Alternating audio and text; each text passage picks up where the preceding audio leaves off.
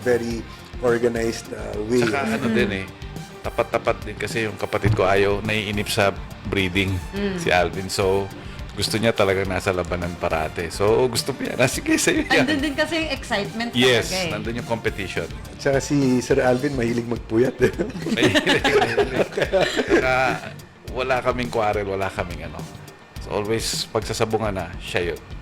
Speaking of since kayo yung nasa breeding aspect, no, of course, kilala niyo itong mga manok na nilaban niyo during the 8-cock Super Big Yes, Event, kilala- diba? So, kilala sila. kilalang-kilala niyan. Baka, ewan ko, yung isa dun may palong pa. Well, discuss natin. Baka broodcock pa siguro. Discuss na lang natin as we go along.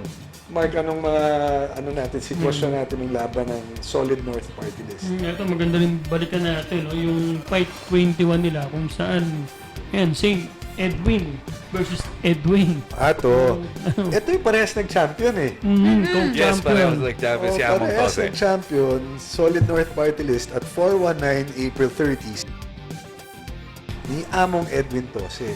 So dapat, Mark, magpalit na tayo ng pangalan. Dapat pala may Edwin na tayo. Oo, no? yun pala ang buena sa pangalan. Mr. Edwin Aranes and Mr. Edwin Tose naglaban. Fight number 21. Kung nanalo si Amo dito, Solo siya. champion.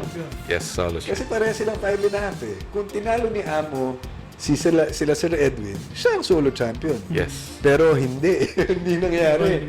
Oo. Kailangan sharing lahat. Oo. diba? Sharing is caring. So for your first fight, Sir Edwin, ano po yung nilaban nyo? Kalaban yung parang abuhin na brown-red ang manok ni Among Tose.